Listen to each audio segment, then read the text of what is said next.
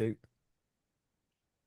Welcome back to the College Football UK podcast brought to you by the AAW Network. I am your host, Fletch, and as always, I am joined by, well, I say as always, there is only one co-host today. That is Nick. How are you, my friend? I'm recovering. Recovering. I'm okay. Okay, we good to go today. We're We're okay. good. We're good. Yeah, I've Um, um I've done all my um mental exercises and what have you. Yeah. well, I know you don't live too far from me. Just to let you know that in my house at this moment in time, we do have a blood pressure machine. If you need to come and collect it, if Mrs. Fletcher and I need to bring it over, we can do. It's it's all good. We're all good. Okay, good. Um, well, Championship week is in the rear view. If you are watching on YouTube, or even to be fair, if you're on audio and you notice maybe a couple of moments of silence, if you notice us peeking over our shoulders, over my right hand shoulder, it's just gone to half time, but Manchester City versus Real Madrid. We are 2-1 up at the half. I've got So, mine down here. I've got mine down here, so I'm yeah, constantly doing that. so you unfortunately, there's no Gary's not well. Sam's been at the dentist and he is orally exhausted. That was the verbiage he used. Um, take from that Oh, what you will. What kind of dentist we don't know. Although we do trust it is all above board, even though he's orally exhausted. But yeah, so you've got two Manchester City fans who are trying to do this while Real were playing Real Madrid. So we apologise for any inconveniences during this episode that this may cause. Anyway, Championship weekend is in the rear view. We are on to bowl season. We are on to the playoffs. And in today's episode, we are going to have a little look back at the championship games at the weekend. There is a particular game that is close to two games that are close to my heart, really, that I'm very, very excited to talk about. Then we're starting to look forward to the playoffs. And now the selections are in, and we may have a mention of the recruiting classes. I have a little bit. We did say we were going to do it this week. If we can't get too much of it in this week, we will probably cover it more than likely after the playoffs, just with the chaos of the next few weeks. Before we do get into it, don't forget to follow us and the AAW network on the social medias and join our free to join Discord server. You can find all the relevant links and information in the description of this episode, all and if you are on YouTube, they are right below our gorgeous faces. And if you are listening on Spotify, Apple, or an audio only device, then you will find them inside the app in which you use. Whew, right. Anyway, Nick, do you have any news for us? I do, yes. Clemson defensive tackle Peter Woods has already declared for the draft in April. Um, I don't. I he's probably going to be, if not the best defensive tackle that's in the draft. Um, I don't know whether he had a year left at Clemson or not, but I think given Clemson's issues this year, he's what Mm-hmm. given their issues and the fact that you're probably still the best defensive tackle in the draft, it's a good idea to go now, sort of thing. So, Yeah. yeah, he's declared already. Four coaches who have followed Lane Kiffin to LSU are being loaned back to Ole Miss for the college football playoff run. They're mainly assistant coaches that what have you. But all their bonuses for how Ole Miss perform will be paid for by LSU. So um, Mm-hmm. the Penn State OC, I don't have his name in front of me, is following James Franklin to Virginia Tech. So I assume he'll pick up the same role there. Yeah. Talking of OCs, well, talking of coordinators, Tennessee have fired defensive coordinator Tim Banks. I didn't think Tennessee were that bad defensively, but obviously they've got to make a change. They're really struggling. Mm-hmm. And news out yesterday, or I saw it yesterday, was that Sam Levitt has announced he's going to leave Arizona State and enter the portal. Now, I don't know who's coming, but I've got to think that Sam Levitt's probably going to be Yeah. top five QBs in the portal. Now, for what I heard, Arizona State offered him a very healthy NIL package, and it wasn't about money. It was about um, chances to win and to win something. Yeah. So while we don't know what, say for example, Ty Simpson's doing, etc., etc., he may end up at a big team, he may end up at a challenging team. We don't know, but he will certainly Yeah. be the best name in the portal. And obviously, if you're not in the playoffs and you have at least a 6-6 record, or in some cases a 5-7 record, um, it's bowl season. Yeah, But boy. Iowa State, Kansas State, and the mighty Notre Dame have all withdrawn from their bowl games and will not compete. Um, Um, I think and the there's a only few other more as well in that. Yeah, there's a few more. There's like Rutgers have said no, but they are one of the 5-7 teams as opposed to Yeah. 6-6. The only three teams that are 6-6 that have pulled out are Iowa State, Right. Kansas State, and Notre Dame. The rest of the pullouts are 5-7 teams that are choosing not to play because whether they didn't want to qualify. I can see you smiling. Yes, yes, I realise what I said. And Yep. yeah, the only other thing I have is um it's glad to see that everyone can realise that the college football playoff committee is inept, corrupt, biased, and a bunch of wankers. Yep. And we'll get back onto that in just a sec. And I want to say a real quick thing before we kind of crack on with a couple of bits. Um, Really, really appreciate the fact that we got to do that on Sunday. The viewership on that episode, particularly as far as YouTube goes, has been nearly 5 times our usual Well, I'm viewership. glad you enjoyed it. Um, and we've jumped up a fair new, the AAW has jumped up a fair few new subscribers. Very, very much appreciated. So I just want to say a huge thank you to anyone who is, and if you are a newcomer, particularly through the YouTube because of Sunday, welcome in. We are very, very glad to have you. You haven't even met our most famous person yet. So maybe you've gone back a couple of episodes and seen him, but you haven't even met our most famous person yet. He was at Silverstone this weekend. Not racing, obviously, because like not that famous. But He does know Lando Norris is he, manager though. oh yeah, he's good. Yeah, good mates with good Orlando.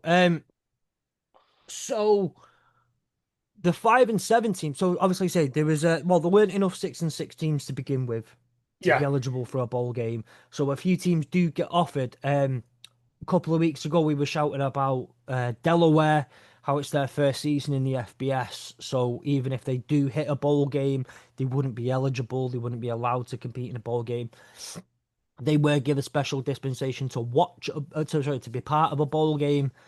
That was given to them for the fact that there weren't enough bowl eligible teams. Florida State, Auburn, UCF, Baylor, Kansas, Rutgers, and Temple are the other ones who have declined yeah. a bowl game. Um, and it works. A couple of bits there that do. If you're on YouTube, you might notice my background. I've whipped it back out again. It's the Activate the Kingdom one for the Union Jack Classic. That means, by some of your news, we won't see Sam Levitt at the Union Jack Classic. That was going to be a really, really cool opportunity. Both quarterbacks for ASU and for Kansas this year are absolutely killed to have watched both of them up live and in person, but unfortunately that won't be the case. Um, what's his face from Kansas? Oh, I love him. What's his? Jalen Daniels, that's the one. Jalen Daniels. He's been an absolute pleasure to watch, and obviously Sam Levitt will likely be at another team, so it's a bit gutting that we won't get to see them this year. And obviously Kansas won't be in a bowl game. Iowa State, you would have seen in Dublin in August, they will not be. So it's a bit of a sad time for those of us in Europe who we're hoping to maybe get one more look in at the teams coming over next year. But TCU will be available, um, and so will ASU. They will both be in bowl games next year. Sorry, over the next couple of weeks, so we just get a look in at them. Um, got a bit of a trivia question for you, in Nick, before we move on to the Oh, actual oh, main chunk of right, the okay. episode. I was going to ask it last week, but I forgot to put it in the notes, so which means I forgot to ask it. So, Tulane, Kennesaw State, Ohio State, USF, USC, New Mexico, BYU, Indiana, San Diego State, Jacksonville State, Texas Tech, James Madison, Navy, Texas A&M, Texas, Toledo, Ohio, Ole Miss, Vanderbilt, Minnesota, Old Dominion, and finally Yukon. What do they all have in common? They all have a college football team. Well, that's thinking a little bit more specific Oh, right, okay. than that. Um, If I'm going to be honest with you.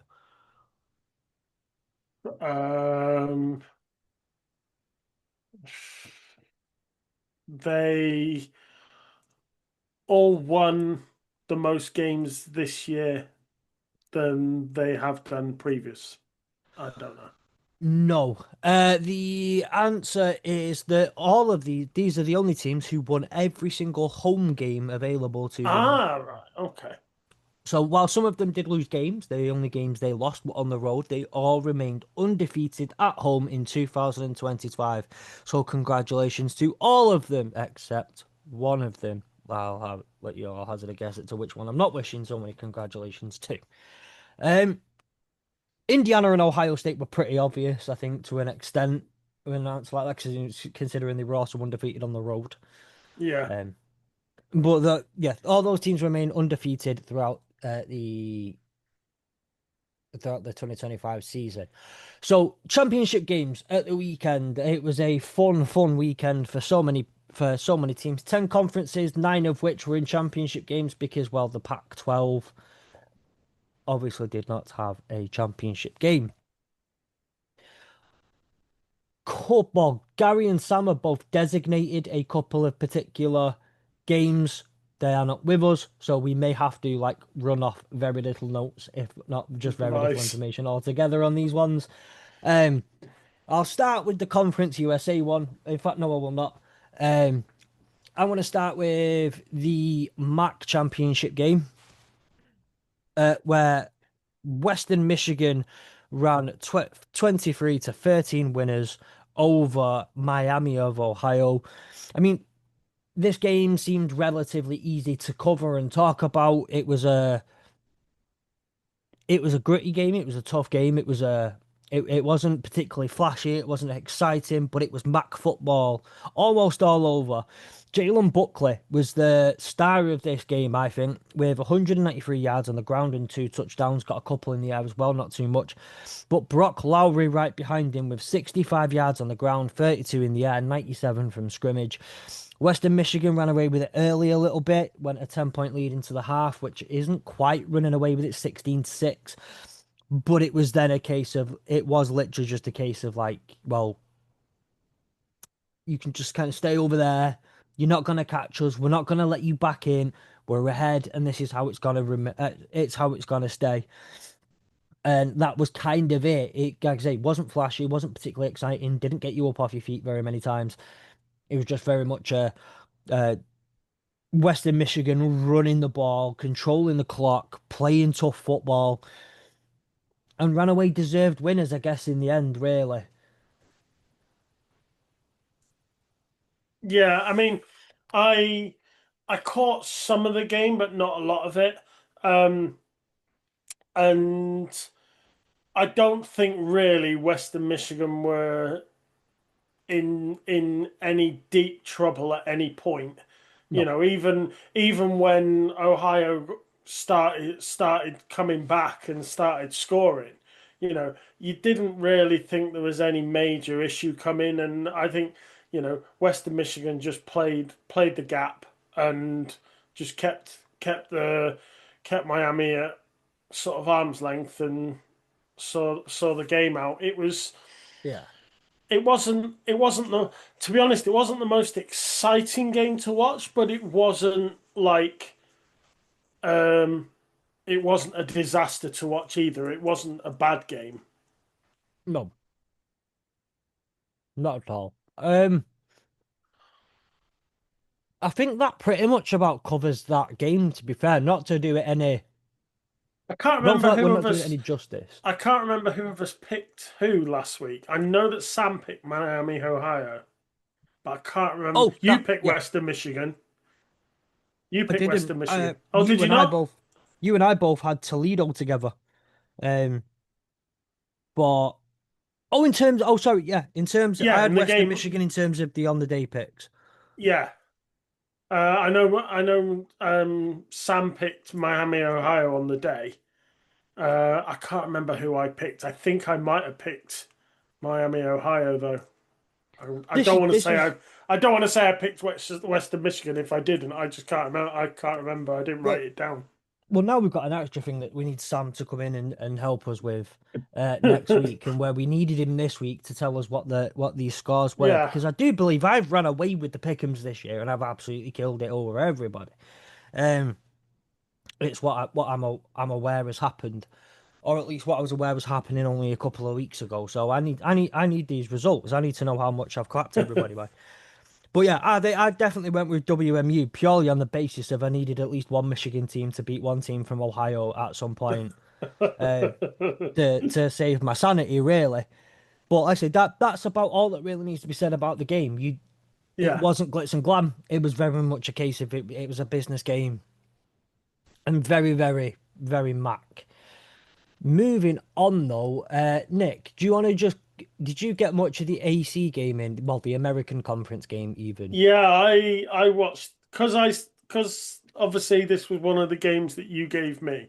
I tried my best to at least give it. I didn't watch all of it live, but I tried to go back and watch as much of it as I could. Yeah, Now, last week when we were doing the preview, I talked about how the winner was going to be which defense answered the bell, which defense was going to turn up, because North Texas were the team that they were going to pass it, they were going to put it in the air and hope that their big guys caught it downfield, and they were going to really use the passing game. Whereas Tulane's strength was in the run game, and they were going to use Jake Resloff's ability to read the play and run the ball, and they were yeah, going to use their run game and hopefully run the ball down the field. And believe it or not, Tulane went into this game 0 and 2. It was their third appearance, and they finally have a W.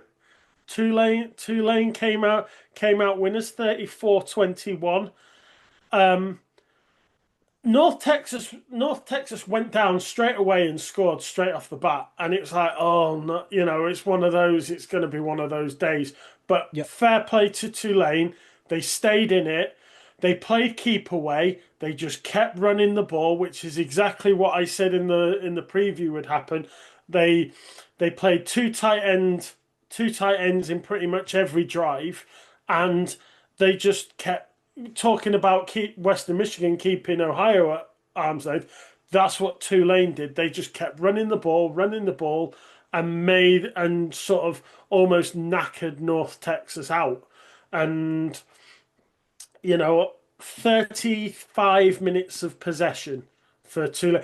Every other stat, you look at all the stats, pretty much every other stat is close to, if not in the middle, but it's just that fact that Tulane held onto the ball and played keep away. yeah, North Texas gave up 5 turnovers, 2 fumbles, and 3 interceptions, and ultimately that was the story. That was the story because two of those turnovers were run back for touchdowns. So I think it's nice to see Tulane get a win. Finally, I did have them from the start as my AC team. yeah. So it You was did. nice to be right. But yeah, I mean, it was entertaining. Um, well done to Tulane. They were the best G5 team, and so they qualified for the um, college football playoff. Um, and they get a rematch against Ole Miss. Yes, they do. Yes, Now, they do. whether they learn from that, whether they I don't think they're going to beat Ole Miss. I know I know I'm our G5, stand and shout and scream for the G5 teams, but they're not going to beat Ole Miss. But No, maybe, just maybe, this time they can keep it a bit more competitive. Because I think it finished 44-10. I think it was. Something similar to score to that when they played early in the season. So maybe Tulane can keep it competitive, but I think it's nice to see that they've made it and they've got a chance. absolutely. Um, so one, yes, that's a point to you in your preseason predictions. Tulane take have the win, and you're absolutely right. I think it was one of those games where turnovers were a massive, massive part of this game, and I say that in the sense of North Texas had five turnovers, Tulane had none. And when None. you say defenses need to step up, and it's going to be a case of which defense steps up, that's how you bloody step up if you are Tulane's defense. Yeah. Um, Drew Mestamaker was the um, leading like the passing yards leader in the FBS going into the game after the season.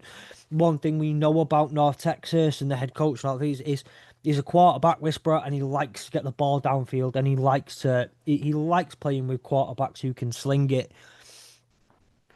They really, really limited what Drew Mestamaker could do. And yes, he got two touchdowns, but three interceptions in that. And one of the things I've just been looking at here, because the site that I used to get my um, game day statistics from, which is way better than FLGSIS, by the way, and I use that a lot, um, allows you to see the quarterback's progression chart. And 21 of 34 for 294 yards is not a bad day at the office. Like, it's 62% completion rate, 136 passer rating with two touchdowns, and with three interceptions thrown in there to still have that is great, a great statistics.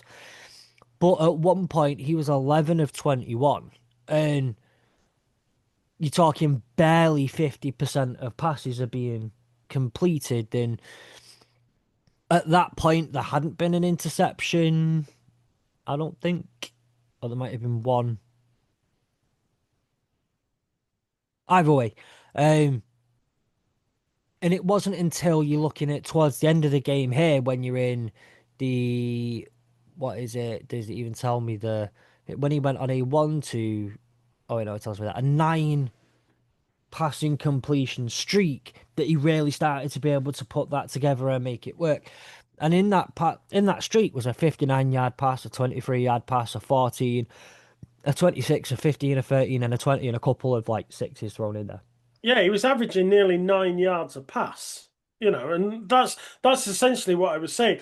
That was always going to be North Texas's plan. They were gonna throw the ball, and they were just gonna, air it out and use that to their advantage. But fair play to Tulane. They played that game perfectly. Yeah, and so yeah, you're absolutely right. And it's got to, like I say, it is for me. It comes down to because again, I also watched the game, and it came down to turnovers, controlling the ball and getting the ball moving on the ground is something we're going to hear a lot, I think, today.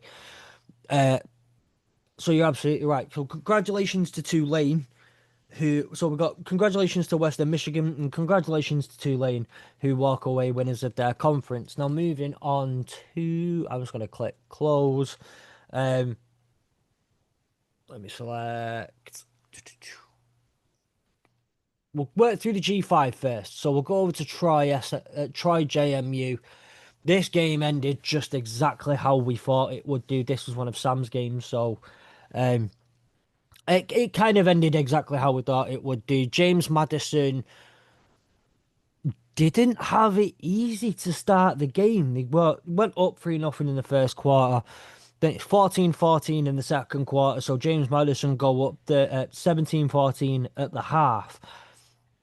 But it felt like Troy were hanging in there, and it was a bit of a rough third quarter. And then James Maddison just turn on the gas and just go, right, game to bed now. You've had your opportunities to kind of take us on. Game over, and they walk away 31-14 winners. Yeah, I mean, we talked about chaos last week, and we talked about embracing chaos. And I know we'll get to it in a few minutes, but Duke obviously won the ACC game, which meant that opened the door for James Madison. But for whatever reason, if they didn't perform and Troy won that game, it then opened the door for Boise State or UNLV, whoever won that game. So, you know, it was a pivotal game in the end because although you didn't know it at the time, James Madison's chances of qualifying did hang on that result. So Oh, absolutely. Um, and it was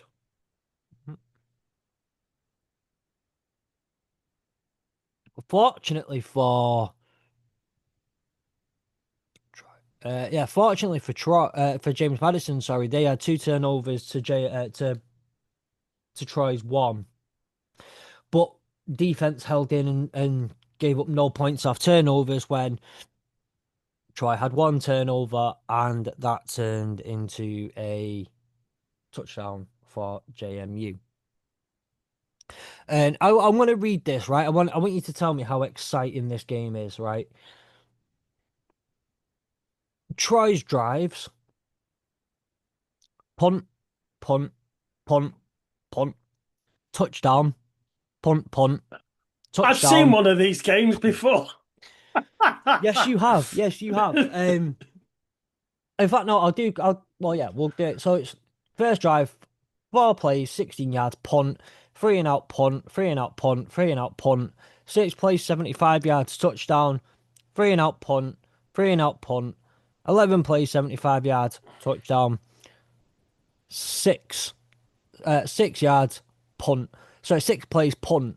And those 6 plays amassed to a whopping -7 yards.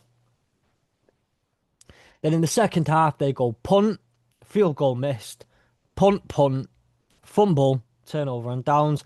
And equally, James Madison go punt, 4 plays punt, three and out punt, three and out punt, field goal, touchdown, 1 play, 73 yards, touchdown, by the way. That was a great play. Punt, 4 plays, punt, touchdown after 3 plays, touchdown, three and out punt, 4 plays and the half. And the second half goes 7 plays punt, 8 plays interception, 3 plays fumble, 10 plays turnover and downs, 5 plays touchdown, then 4 plays to end the half. It's just so much punting. And people say the Sun Belt isn't entertaining. It's called the Fun Belt for a reason, Nick. Yeah. Oh, well, It's and that it's bringing back that Georgia State Old Dominion game. It's bringing me deja vu all the way back. But and it it goes back to everything that has been said this week. About the fact that Tulane and JMU are going to be in the college football playoff. You know, they are going to suffer next weekend. I mean, yes. I read apparently Oregon are going to rest all their starters and they're just going to play their backups because they expect to be able to beat JMU with their backups. Now, Hmm. we know from our football, it's all well and good when a lower league team comes to you and you think, oh, I can get away with playing my squad players this week, you know, and you have your first team that's on the bench thinking, well, I'm hopefully I don't need you. Sometimes you might. So, you know, Yeah, I mean, unfortunately, that's what the Sunbelt is. It's a lower quality level of football, and I don't mean that in a derogatory way. Yeah, That's just what it is. But within the Sunbelt itself, JMU are without doubt the best team there, and you know they've earned that right, yeah. and that's another point for me. Yes, it is. And I think there's a good few of us who came away with this one. We all pretty confident about JMU winning the Sun Belt early on this year in the preseason, but yeah, this was. Have you seen the guy on like his TikTok, Instagram, and all that sort of stuff who does the? He'll wear it both teams' jerseys and he'll do like the we pick up the ball, we score a touchdown, back to you, and then it's like, oh well, we score.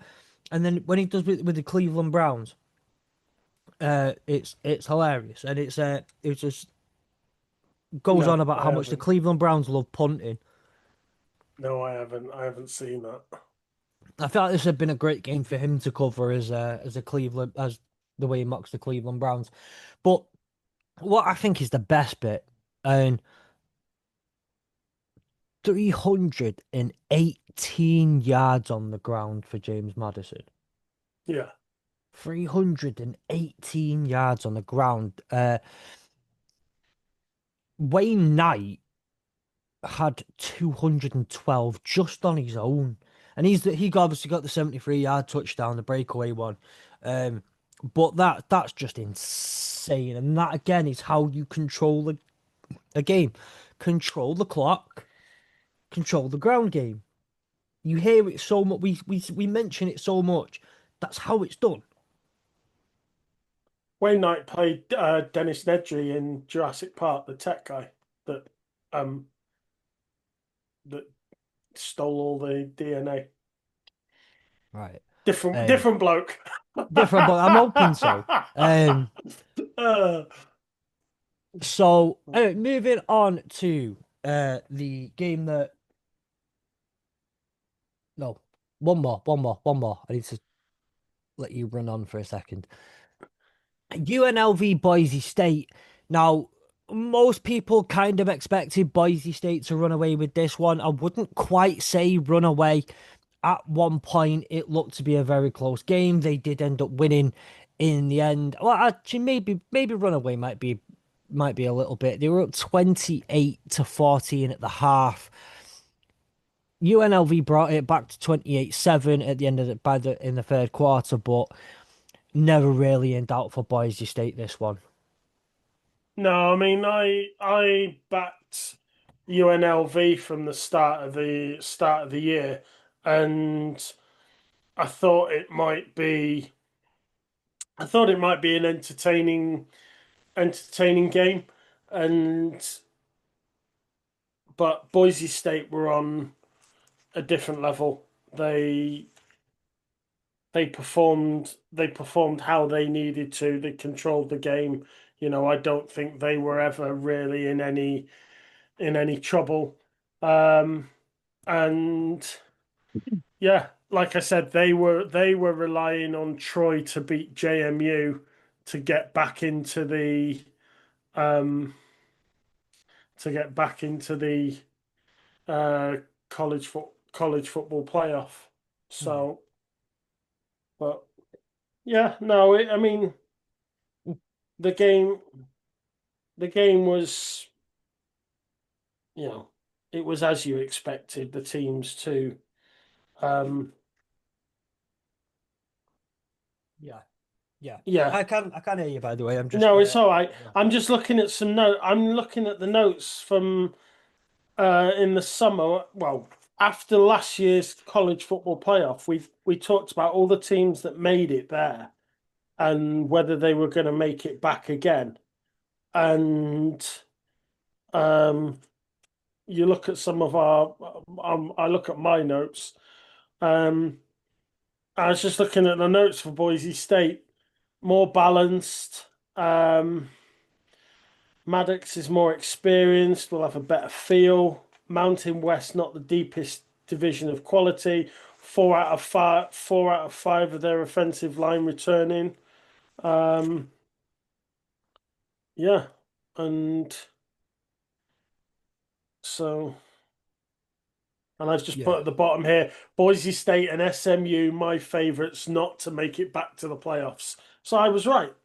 you were right. You were right. Hey, And don't forget, they lost out on this kid called Ashton Genty, who you may or may not know was the runner-up in the Heisman last year for Boise State. You may or may not know him, as you probably wouldn't have seen him in the NFL because no one watches the Raiders, to be fair. Um, but ooh, he's a starting running back in the National Football League. He's and played on Sundays. You lose out on such an impeccable talent. yeah, It takes a knock, and this is not a knock on Boise State, but you can't just rip like it takes two, maybe three running backs to replace someone of Ashton Genty's standards, particularly in yeah. college. It just is what it is. Um, and that again, like I said, that's not a knock on Boise State in any way, shape, or form. And that was Shout their outs, last year in the Mountain West for they're, Boise State. They they're going move. back to the State Farm Conference now. I mean, sorry, the They Pac-12. yeah, they're going to the Pac State Conference. Um, Yep. so yeah, I Mountain West guess probably happy to see the back of them now as they've won the last, was it two, three on the bounce? certainly the last two. Yeah, yeah. So I suppose they went out in style, went out as winners, sort of thing. Um, oh, football. Yeah. I mean, they won the last two in a row, three in a row even. They won 2023, 2024, and obviously 2025 now.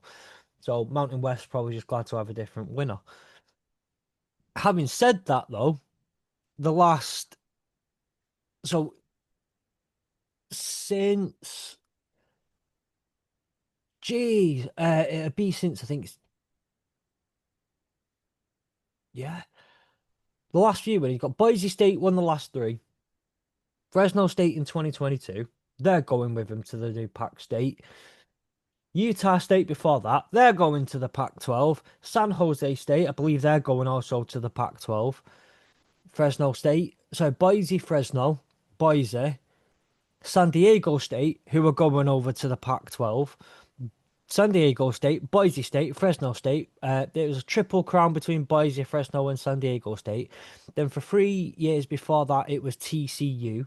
They're now in the Big 12. Utah, who are now in the Big 12. BYU again, who were also like they may have a brand new winner next year who've never won the Mountain West before because everyone who's ever actually won the Mountain West is no longer in the bloody conference.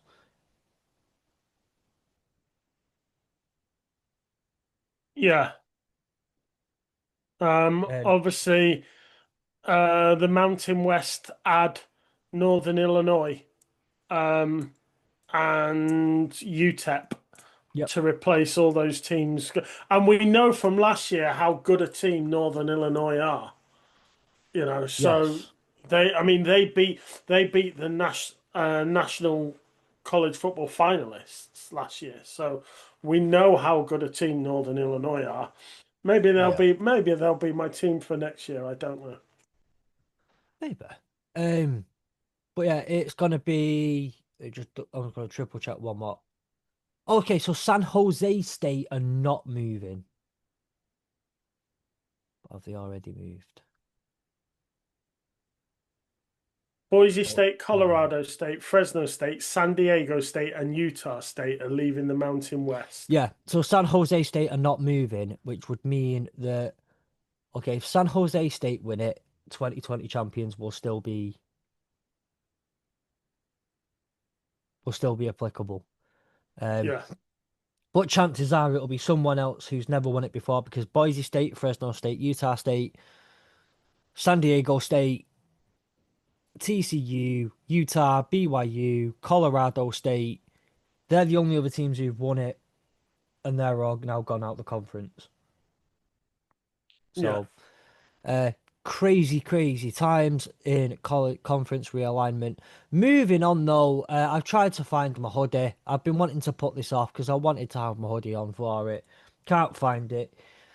It's the Conference USA Championship game where, ladies and gentlemen, everybody's the world's, the globes, the universe's Kennesaw State Owls run out 19-15 winners over Jacksonville State. Now, word will be said that this game was not available on the zone.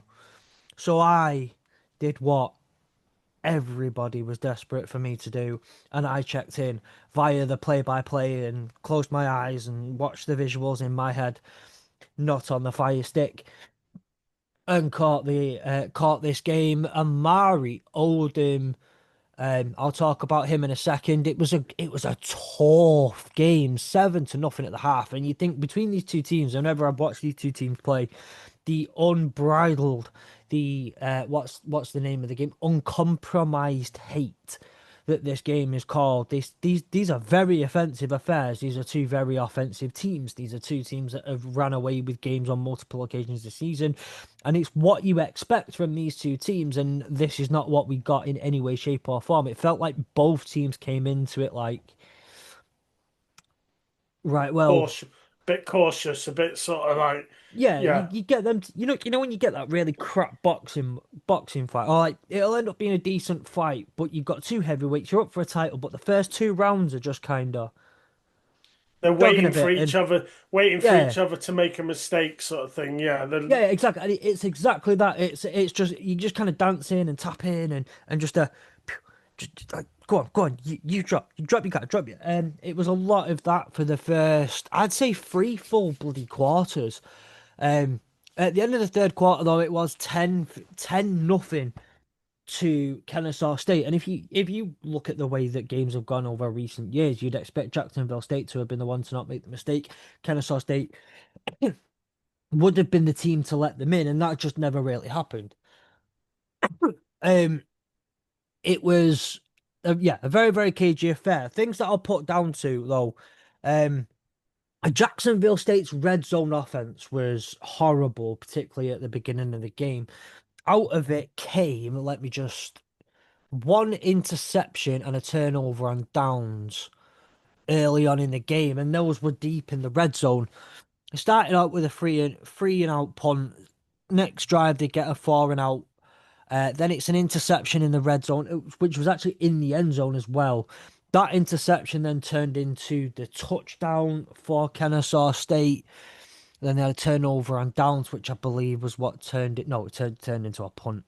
Um, and it was rough sledding, but it was a lot of it was down to red zone offense, and they just seemed unable to get going and make things happen in the actual red zone. Kennesaw State's red zone defense held up yeah, really, really, really well.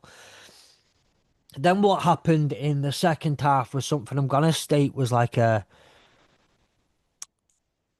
reverse of what happened in the Lions Cowboys game last week. The Lions should have had a safety. The Cowboys end up punting and the Lions get a touchdown off it. This kind of happened in reverse. Kennesaw State should have had a touchdown. The ball crossed the line before the knee was down. I'm standing on that business.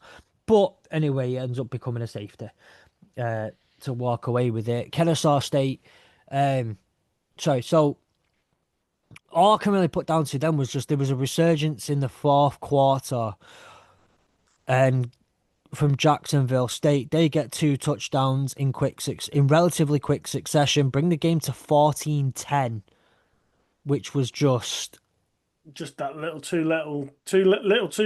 no, little so too they, late. they go ahead. They go ahead with the touchdown. It's 14-10. Kennesaw State were 10-0 up. They bring it back to 14-10. And actually one of them was with a 2 point conversion. It ended up being 15-10.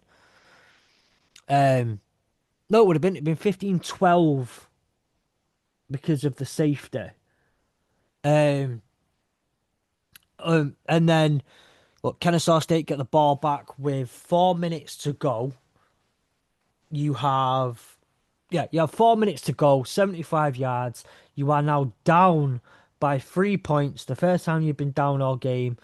You need someone. to really step up and take the bull by the horns. You really, really need someone to, and then up step Amari King Oldham. I have shouted his name all year. Him, Benyard, and Bennett. I have shouted their names all year. Up step Amari Oldham. It looks like the game is gone. Then Amari Oldham breaks free, goes and just about gets a first down, takes a nasty hit on the way out. That earns a fresh set of downs in which is turned into a touchdown. Kennesaw State go 19-15 up, and Jacksonville State then cannot get the ball down, turnover on downs. So, long story short, defensive game, very much a case of bad red zone offense versus average red zone offense, good red zone defense versus good red zone defense. Game comes alive a bit in the fourth quarter, but Amari Oldham, mate, when take a bow, son.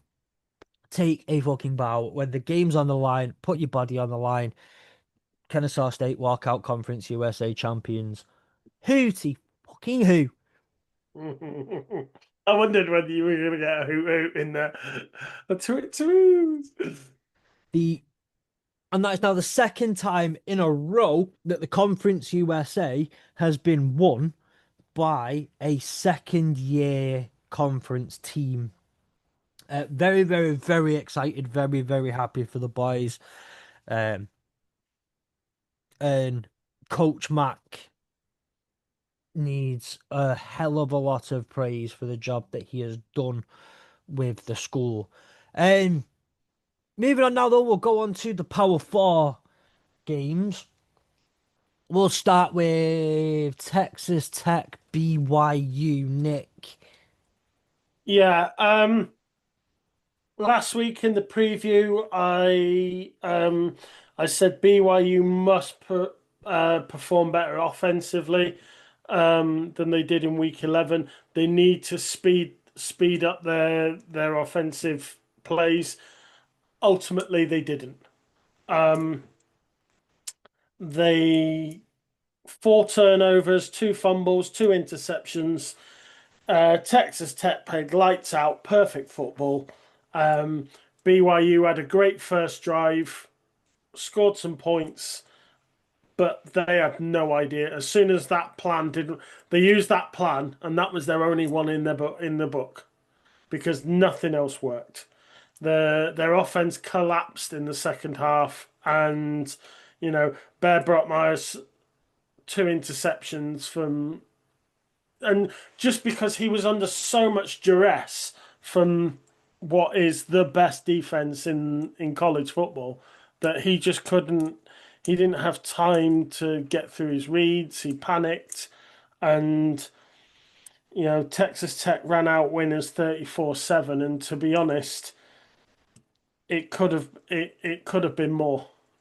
That Are so you saying like, BYU were not at the races. is it one of them? It should have been 10. Um, yeah, I mean the defense for Texas Tech, they were so efficient that they were hounding BYU, and I wondered whether it could be as bad as it was in week 11. It was worse. Texas Tech showed that was a defense. If you remember in the Super Bowl when the Patriots and the Rams played out a very well Is that the 13 defensive, 10 one? yeah, 13. That Texas Tech would have shut the defense would have been at home in that game. They Yeah. were they were fun. They were fantastic. Um, and 3-13, that was the one. BYU just didn't have an answer. Yeah. I'm going to run through it again. I like running through drive Yeah, it's all right. Yeah, drives. go for it. Um, Touchdown, punt, turnover and downs, punt, half. Field goal missed, interception, punt, fumble, interception, turnover and downs, fumble, punt. Like, oh, come, like that's four drives in a row that were two plays long, one play long, four plays long, one play long.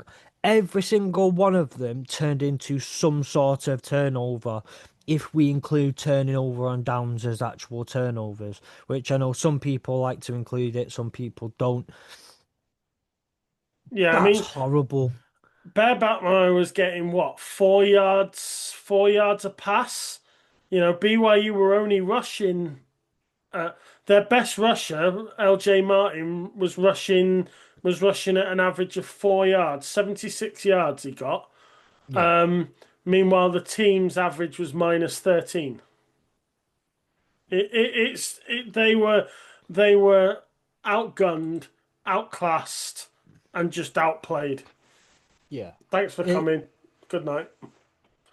yeah. And well, I've got something to mention on this game, but I think it's better mentioned in a couple of minutes when we talk. Well, in about 10 minutes, 15 minutes when we talk about something else. Um, But yeah, you're absolutely right. Texas Tech dominant from start to finish, apart from the planned drive, the first drive. It was lights out ever since. And that Tech defense, sorry, is disgusting. There are multiple first round picks on that defense. There absolutely has to Yeah. be. There are players that I think you look at and you say, who would be defensive player of the year?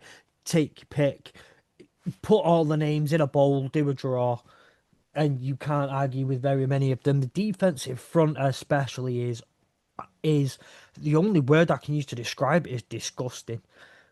I mean, last year when the season finished, and those who shall not be named for your benefit won the championship.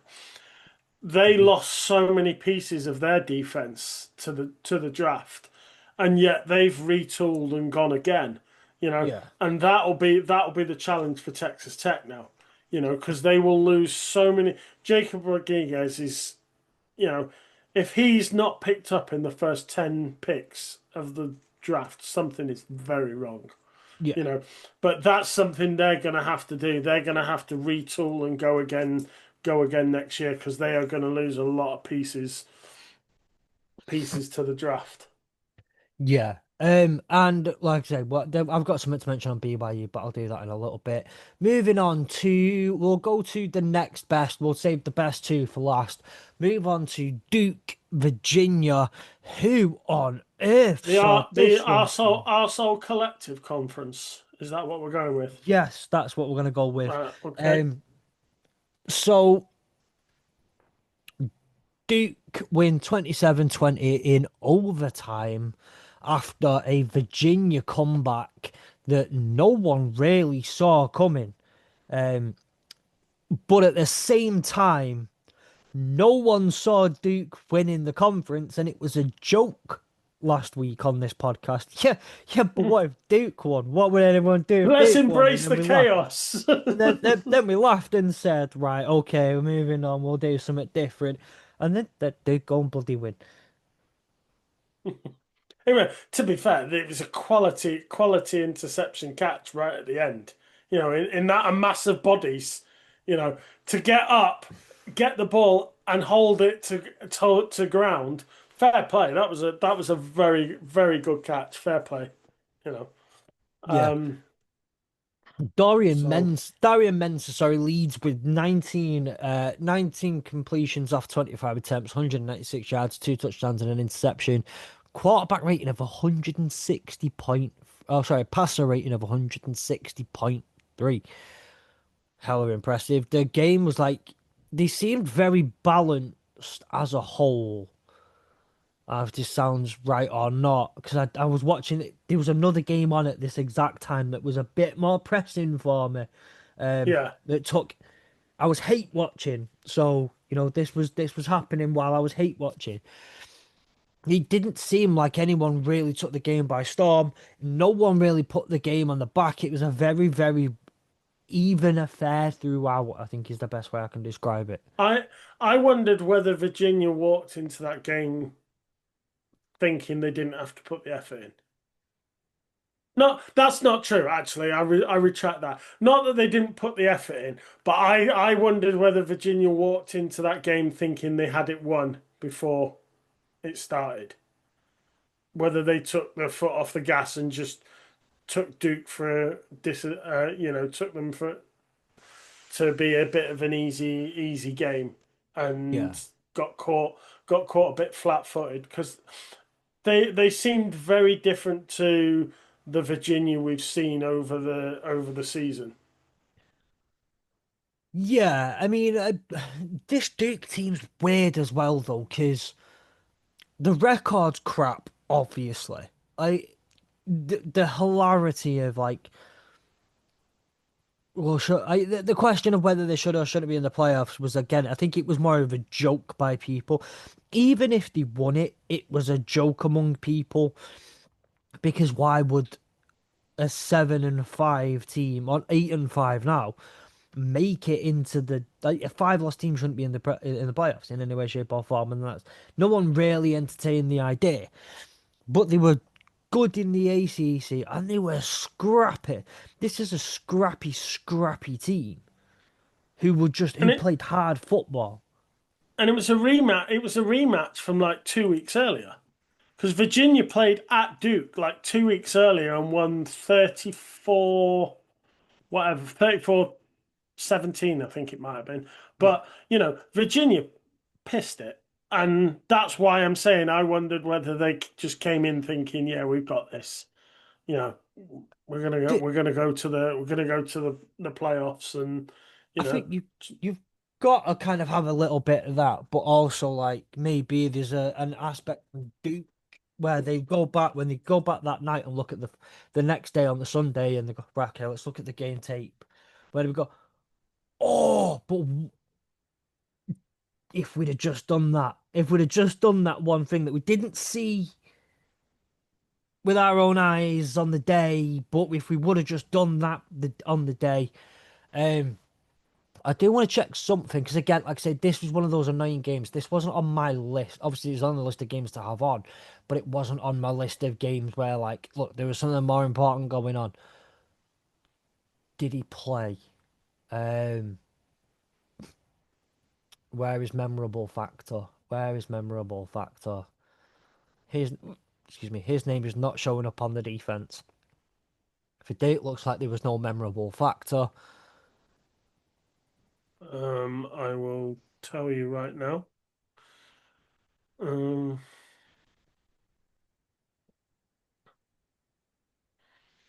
Not that I can see.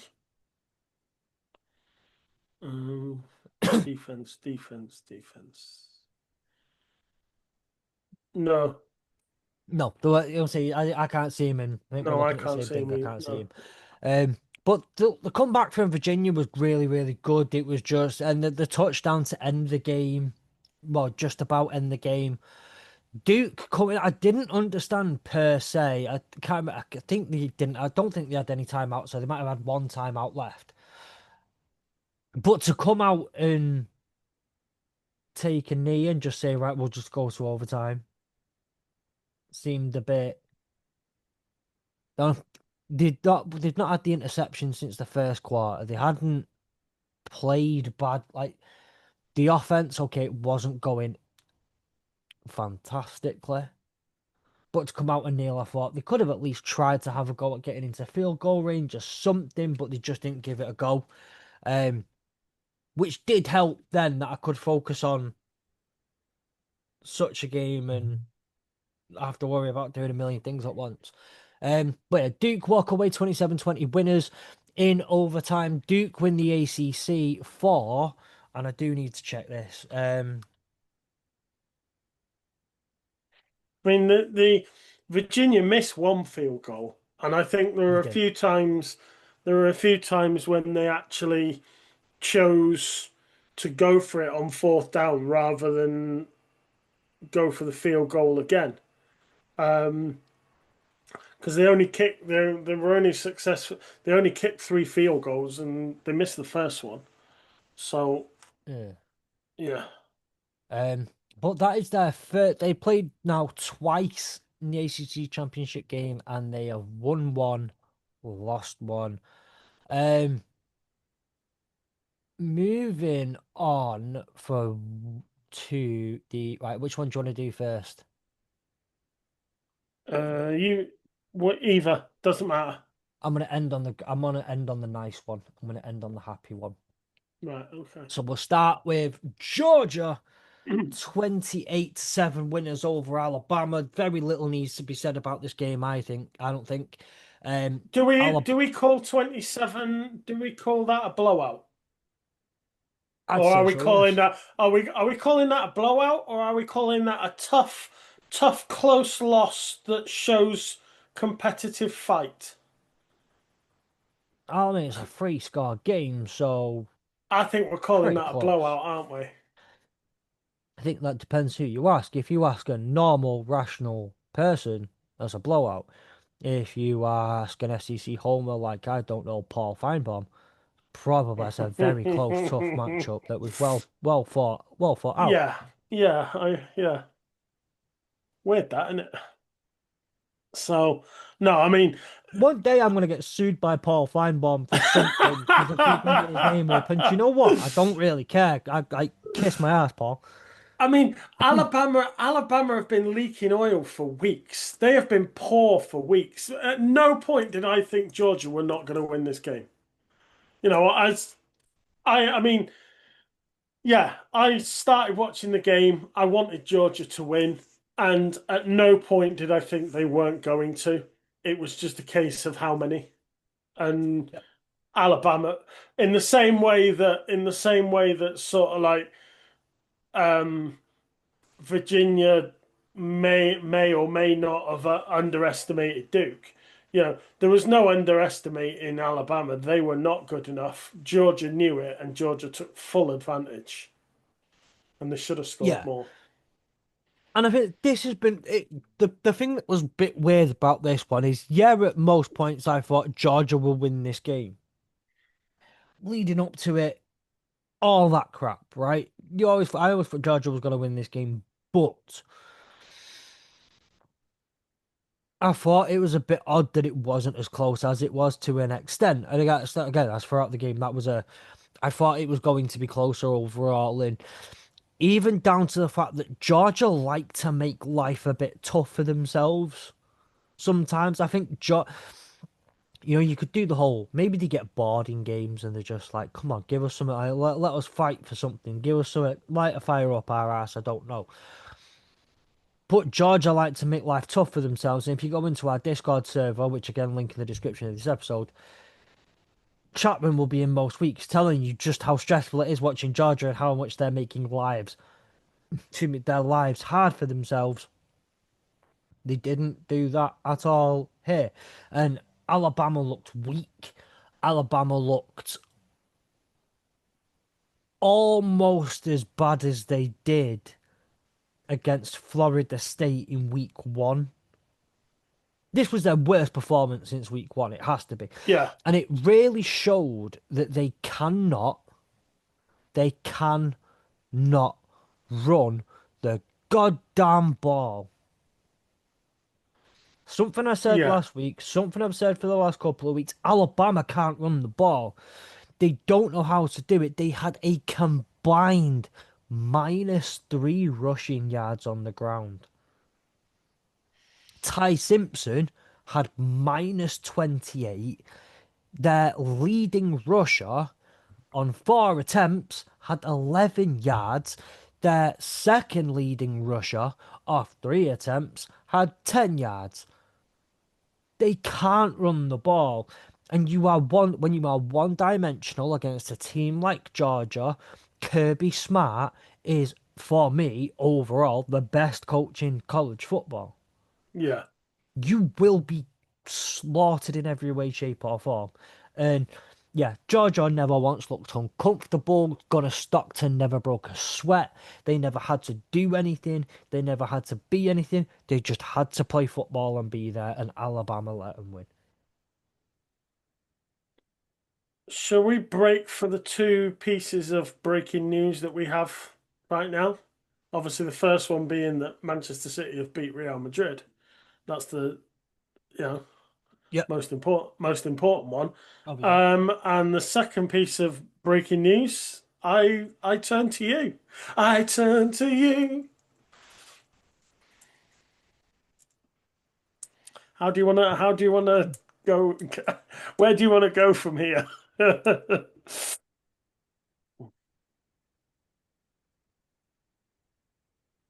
Right, for He's a shit. Like the Sharon Moore, head coach of Michigan Wolverines, is not that anymore. Sharon Moore has been fired. Why? Because he tried to put a Ferrari and drive it like it was a four-wheeler going through sand dunes. He is not a good coach. He has held this program back for the last 2 years. I've said all year, play calling was horrendous. And again, like I don't mean to keep tooting my own horn here over everything. I keep saying in all these things. I said this weeks ago. I've been saying this for weeks. I have complained about Michigan more than anyone. They have not been good enough. The play calling's been horrible. It's been disgusting. It's just not been good enough. And it all lies within the head coach and the fact that you're taking the number one quarterback in the country and you ain't letting him fucking throw the ball. Sharon Moore is gone. Goodbye. is that so? I have some questions. Is it not silly to sack him now when the coaching carousel has been going for weeks? I mean, if you were going to sack him, why not sack him weeks ago when there were far more available coaches available to um to hire? Because you've left yourself backed into a corner unless you're going to have an interim for a season. You've left yourself right up against it. Um, I don't know what the plan is. I'm just glad to see him gone right at this very moment in time. Fair enough. You're entitled to Oh, that. oh, oh, oh, oh. Michigan have fired Sharon Moore for a violation of university policy. Evidence was found that Coach Moore engaged in an inappropriate relationship with a staff member. Okay. That is it's from Sleeper CFB. Um, Statement from the University of Michigan athletic director Ward Manuel. head football coach Sharon Moore has been terminated with cause effective immediately following a university investigation. Credible evidence was found that Coach Moore engaged in an inappropriate relationship with a staff member. This conduct constitutes a clear violation of university policy, and maintains a zero tolerance for such behaviour. Biff Polge has been appointed head football coach in an interim capacity, effective immediately. Well, controversy's not far away from Michigan, is it? I can Listen, we're only about to move on to a particular topic in a minute, and I will be on your side. I will I come off know. your side. No, I don't mean that in a I don't mean that in a I don't mean that in a take the piss way. I mean in the over the past few years there has been a lot of you know stuff coming out of Michigan that whether you do regardless of who you follow and who you support, you know there's a lot been going on, and I think it sounds like it's quite a serious thing. Um, so it certainly doesn't sound like it was planned based on performance. No, obviously it's not based on performance, but I stand by what I said prior to finding out this information. Yeah. He's still a shit football coach. Goodbye. Um, what gets me though is I know that some players would have liked to have played for him. Be interesting to see how many things change over the next couple of months when the transfer portal opens back up. See if anyone jumps back into it. But no one wants to play for Sharon Moore. You want to play for the Block M. You want to play for the biggest school in the country.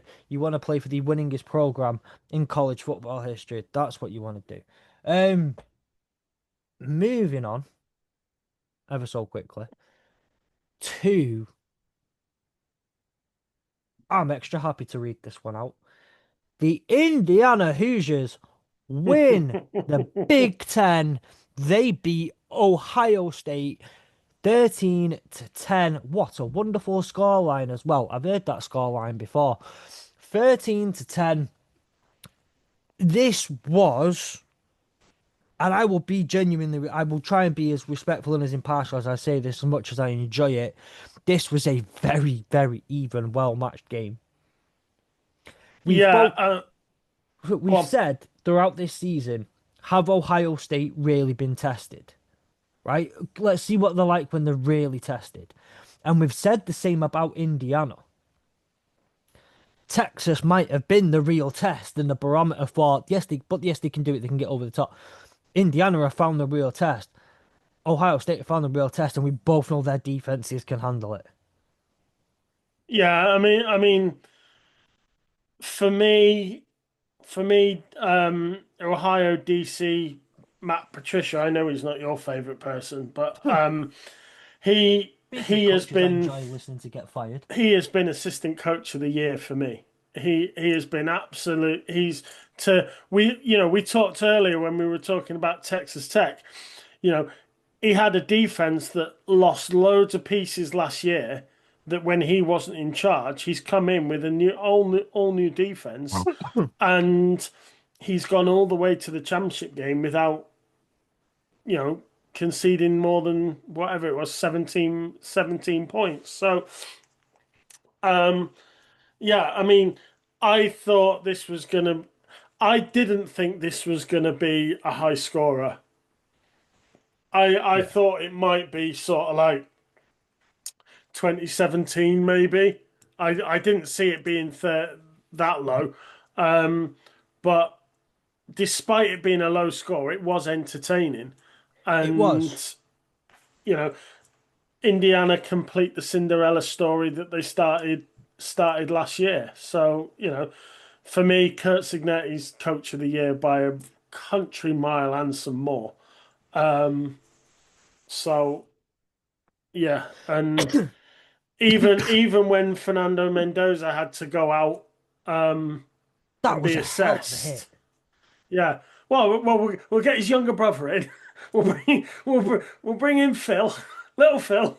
We'll bring in little Phil Mendoza, and he can throw a few.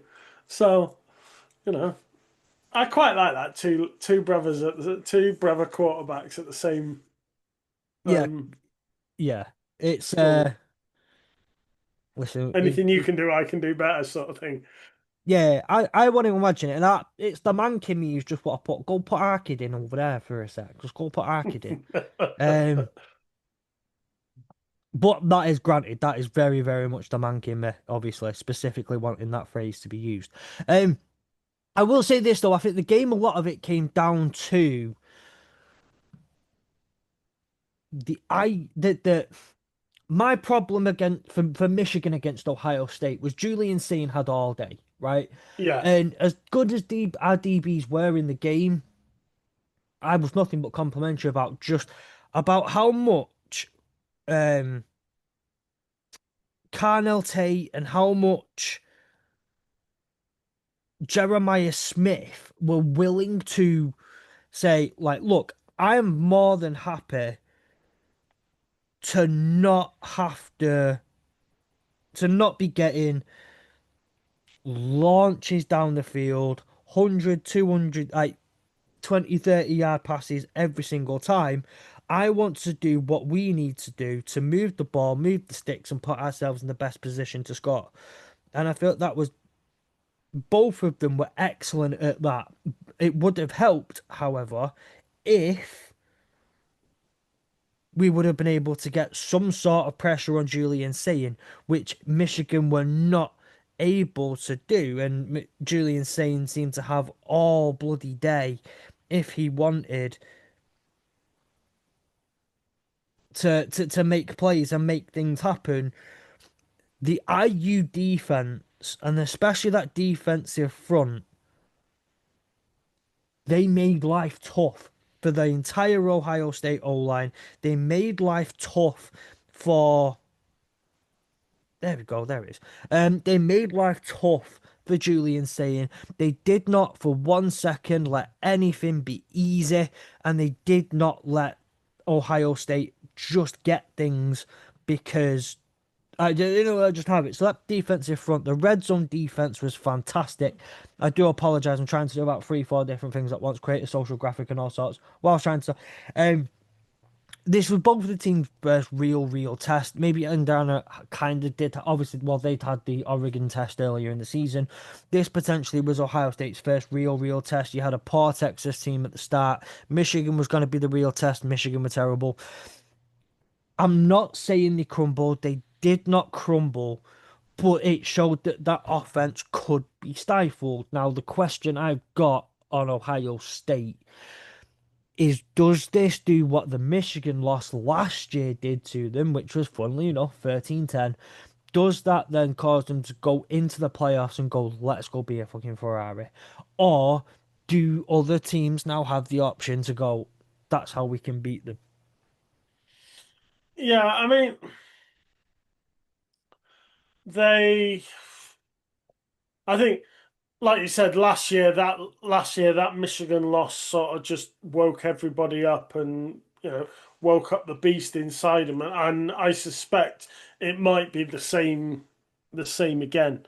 Um, I think there were calls as to whether Ohio State had been tested throughout the year. I think sometimes you can benefit more from a loss than you can from a win, and losing the championship after going 12-0 in the regular season, I think will hurt. And so I expect it to probably do something very similar, and wake up the beast. And yeah, it would not surprise me if the um national championship ends back in Ohio. So, but that Toledo I'm can't win funny. it. Sorry. Toledo can't win it. I Well, don't get how you think that's going to happen if Toledo can't win it. I I was having a conversation with Kieran on the Patriots show. We were having a conversation on WhatsApp today. Um, if Ryan Day wins again, does he go to the NFL? His stock won't be. You can't get much higher having won two in a row at Ohio State. You know, Giants job, possibly the Steelers job. You know, we might see Ryan Day move on if they do win it. So, it's quite and it opens up a good Ohio State performance in the playoffs will open up these questions. But I think that's what this loss is going to do. It's gonna wake the beast and make sure they're all switched on, and it just makes it harder for everyone else. Yeah. Um, I obviously am hoping for the opposite. Just say. Um, well, that's it. I think for the conference championships. Now, um, the other thing I kind of want us to speak a little bit about. We obviously we'll save the recruiting talk for in the next few weeks. Want us to just recap again for 1 minute the playoffs. I'm going to let you get on your soapbox in a second, one more time, because I'm going to be honest with you, Nick. Don't like to say this on camera, but I really need a wee. So I'm gonna. I've drunk up. As I'm trying to drink, Uh, I'm trying to behave. So anyone who's watching on YouTube, you can see this. I'm trying to behave, and this is like I'm on like my second one of these today. I'm trying to behave. So like my bladder's not used to this. Um, I'm trying my hardest. So if you want a breakdown of what has actually come out of the playoffs fully, You can go back to Sunday's episode. We did like an emergency slash immediate reaction to the college football playoff selections. Notre Dame were not selected. Nick, tell us how that went down. What's the crack here now? And I guess we'll start talking a little bit of bowly stuff as well, just for a second to kind of cover on some of the other stuff. The fallout between not getting into the playoffs and then also no like Notre Dame. In fact, I'll demonstrate it instead while I go. Notre Dame saying, "See this? This is our ball, right? This is our ball. We're taking Yep. it, and we're going home." Right. See you later. Um, yeah, I mean, Notre Dame, as I said at the beginning in the news thing, Notre Dame have decided not to take part in the bowl game. I think I think had they been offered, say, the Cheez It Bowl against Texas, I think if they'd been invited to go and play against Texas in the Cheez It Bowl, I think they may well have accepted. The Pop Tarts Bowl and just the way that that's done on TV and mascots trying to get reactions from coaches. I don't think Notre Dame wanted to be involved in that as it is. So I know some people are not happy with Notre Dame pulling out. The fact is, Jeremiah Love had already said he wasn't going to participate because he's going to the NFL. Jaden Price had said he wasn't going to participate. As I understand it from numerous Notre Dame pods that I listen to and feeds that I follow, a lot of senior players had decided that they were going to pull out anyway. Again, like I said, whether that's because it was going to be the Pop Tarts Bowl and they didn't want to be involved in that, I don't know. But Marcus Freeman and the school made the decision that rather than sort of go to that game with backups and undergrads and players that were going to be there next year, they just decided to not engage and not because it's ESPN that benefit. ESPN get a nice chunk of change for doing it, and yet Notre Dame only get a small percentage of it. So I don't I don't have anything against Notre Dame pulling out. Now, with regards to the um, playoff selection, I I was throwing shade at Miami on Sunday, and I don't regret doing it. But on reflection, it was not real. It wasn't Miami's fault. They deserved to be there. And me and Sam had this discussion on Sunday, and it's been a conversation for many a week. Miami do deserve. My issue with Miami is it seems to be it's all about the head to head, and where every other metric has Notre Dame ahead, everyone says it all comes down to head when for the whole season losses and quality losses matter and they don't seem to matter anymore. Moving away from Miami, as I mentioned in the Georgia review, Alabama were poor. They were so poor. Now, last week when they were in rivalry week, they only just scraped past Auburn, and yet just because they scored 17 points, they were raised one position so that this happened. Basically, what the college football playoff committee have done is if they were a real estate company, they've done a bait and switch.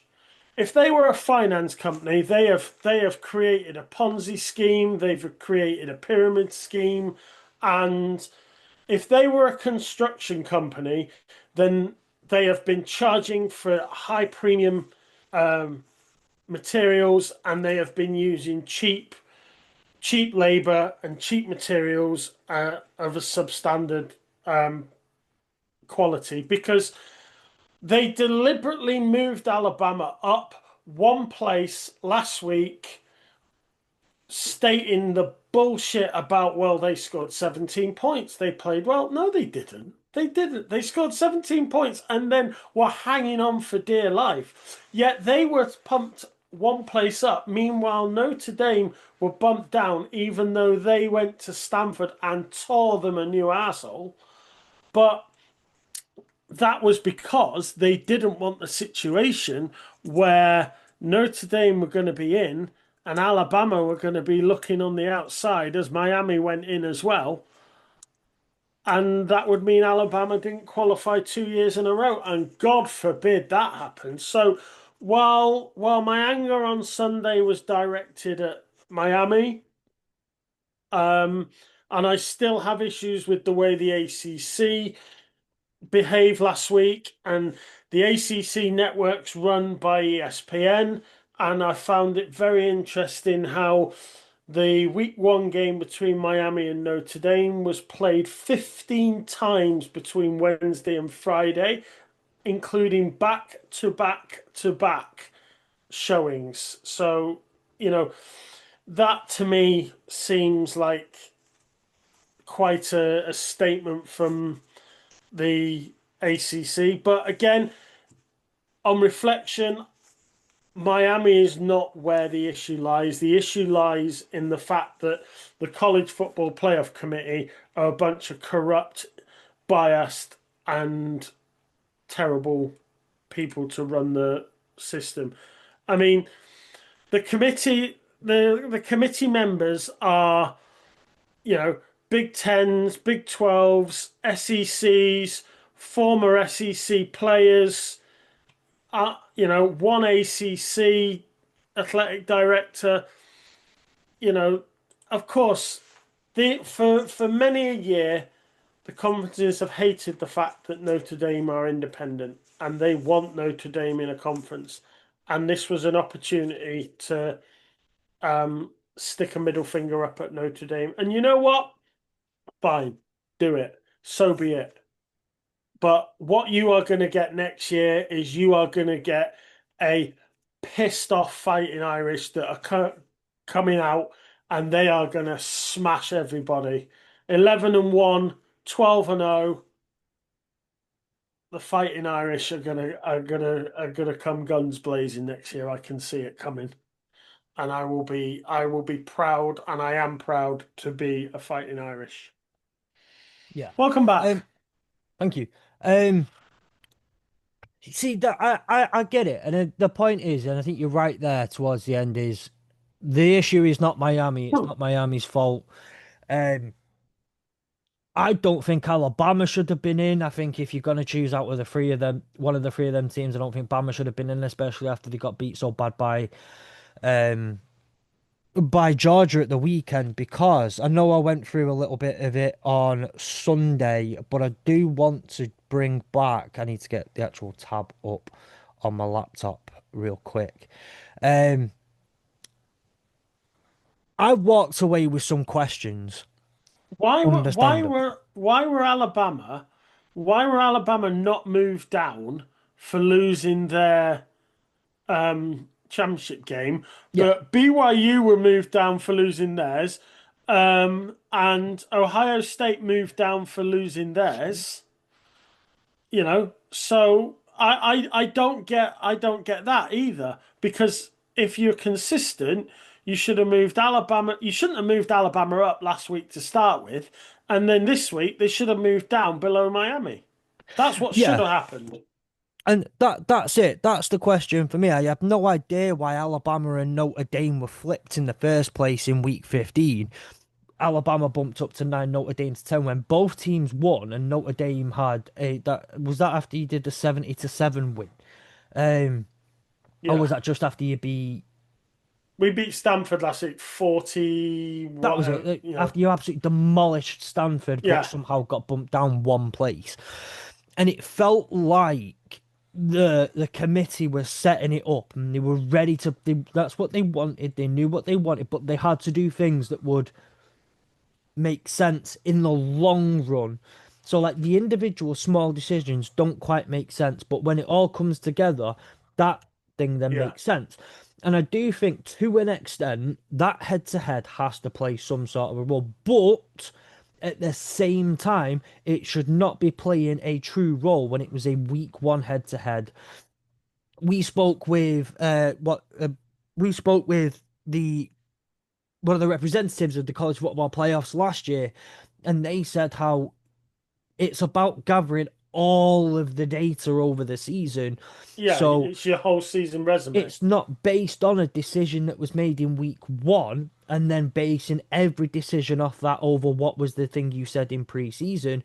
It's based on what is the information now in week 12. And we've said on a couple of occasions, and how I've said it in particular is like there are some of them where it's like I don't think they should have been there, but the only reason they are there is because they were there in pre-season. And even if they weren't great, you can't just throw them all the way out Yeah, because they were there in pre. They were. I'm not using this exact specific example because it means anything, but like they were number 7 in preseason. They weren't great, so you just throw them all the way out. There's a way that it just the way it works seems to be a bit odd, and that didn't seem to make any sense because if that was the case and you were basing it off you were basing it off the other 8 weeks up to a couple of weeks ago that Notre Dame had, and they've been playing exceptional football and beating team. And you talk about like you talk about the wins. It's not necessarily always about the team that you play. It's about how you beat them. So if you play a lower team, it's not just beating them that matters. It's how you beat them. And Notre Dame were yeah, beating them convincingly by multiple scores every single time. I've always said, and again, like I want to throw it back to when we played Central Michigan. It's not beat if you win 13-10 against Central Michigan. It doesn't matter if it's a win. That is as good as a loss. That's terrible. But if you beat them 56-3, yeah, that's a good because that's how you should beat those teams. It's not always about the team you play. It's about how you beat them, and that is what Notre Dame have done every single week since week 3. And those 2 losses were so close. Um, But yeah, it seems to me that they were clearly trying to set something up, right? They were trying to make the thing happen that they wanted to happen. And we can get into the conspiracy theories of is it because they're sending a message to Notre Dame to say, join a conference or this will keep happening to you? All of those things, they can stand as true, they can be false, they can be true, they can be whatever they want to be, right? I don't really care yeah, at this point what is and what isn't true in that sense. If it's a case of joining a conference, is what it is. If it is, but it's the way they've set it up that I have a problem with. Now, I'm not in it. It's not my team, and in a sense, it's not my monkey, not my circus, right? yeah, To an extent, we are all part of this. We're the College Football UK podcast. We cover college football, so it kind of is my monkey, kind of is my circus. It's not my team. It's not my web. So I don't feel as aggrieved by it. And I do think you could to be honest, you could turn around to me any other given day and say, Alabama, Notre Dame, Miami, they all have these records. One of them gets left out. I'm not going to be overly upset either way. But if you show me the way it plays out, then that's annoying. And like I yeah, say, from my perspective, it comes out down to the way it's happened. And that's annoying. And that seems off and odd and done in a really crappy way. That's what I don't like. And like I say, so whatever narratives want to be pushed, and when you say the whole Alabama got slapped around a little bit by Georgia and didn't get punished for it because conference championships don't mean anything. They're not going to punish you for playing an extra game. But then BYU get slapped around a little bit by Texas Tech, and they're like, well, actually, that does mean a little bit of something. And again, mm, seems like there is motive to how to set this up, rather than what they've said doesn't matter. And what I'm going to say going forward, and again, I said it on Sunday, I think Oliver Hodgkinson put this best, friend of the podcast. they've done so much mental gymnastics and they keep reiterating different points on what conference championships mean, on what certain games mean, on what good losses mean and bad losses mean and good wins mean and bad wins mean. And they put so much emphasis on about 75 different versions of what this all means over the last few weeks. Not like it's changed every year. Yeah. Changes every year, but it's changing every week and it changes on who you speak to. The gymnastics around it seem to be odd. We're beating at a dead horse here, and what's Oh happened has yeah, happened. and it is what it is, and I will, um, I will go into next week back in Texas Tech. Texas A&M and M Yeah, and hope that they win, and I hope that um, Oklahoma absolutely. win as well. And you know, it is what it is. But last year, last year it was of our main sort of presenters and our main number one teams.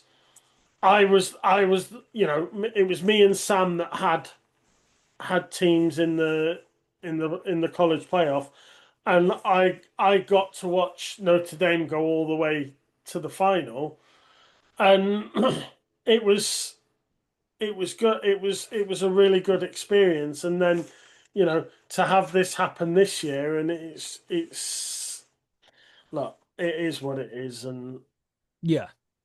Um. I've suffered worse than this. I've sat there, I've stood there with my dad and cried my eyes out as I've watched City get relegated, and it is what it is, and you Yeah. know what, the world keeps turning. Yeah. What I will do though is just to wrap up this point, and it's something I want to mention. I know we're going to be stressing on time, so I do want to start to wrap this up, I guess. Is I'm going to start with a quote by the ACC commissioner, Jim Phillips. And his quote today was, if you're leaving teams out of the playoff that could win a national championship, then you don't have the right number," which in my eyes says he's pushing for playoff expansion. Yes, I think he does. He Further wants playoff 16. expansion. I've only seen that quote. That's the only quote I've seen. That quote is available on the AEW network on our social media. Please go to the links in the description and follow such. If That's that. I believe if they get their own way, and obviously the playoff is controlled by the Big Ten and the SEC. They are the two. They are the two play. You know, the SEC want more at large bids because that benefits them. The Big Ten want more set bids for conferences. Me personally, it wouldn't surprise me if we get four for um, four for the Big Ten, four for the SEC, two for the ACC, two for the Big 12, and then one for G5 And then and one just at large. five at large and go to 16. That would be 16, and that would be Right. 16. Okay. Now, that I think that's what they would like to get to. Where they've got till March. They need to make their decision by March this as to what they're going to do for that next year. And I don't see the point in them going from 12 to 14 to 16. I think if they're going to go to 16, they're going to go to 16 straight away. I don't Yeah. think they're going to stop at 14 first. Yeah, and we're not going to get into playoff expansion truly at this moment in time. I think that's going to be a conversation for the off season for us to have. Um, but I will mention this, and I'd like to think I've been nice, Nick. And You as have. much as I You've like been to take, lovely. as much as I like to take the piss, out of Notre Dame, I stand by. I stand to an extent by Notre Dame in this all, and even if it's primarily down to the whole, um just the way it's happened has been shitty, and it just seems like they've had it out for Notre Dame in that sense. But I will say, what I don't appreciate is the whole "I'm taking my ball and going home." Um, And the more I sit there and think about it, it's someone said earlier actually. I saw on social media someone said no one's talking about Iowa State. No one's talking about how Kansas State have turned down the bowl game, which is fair enough. But also, I think they've done it for different. They've done it for very, very different reasons. Coaches have left, players have left. They're down. They're Yeah. decimated. It very much feels like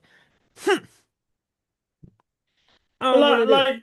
like I said, as you stepped away, um, you know, Notre Dame were not going to have their senior players anyway.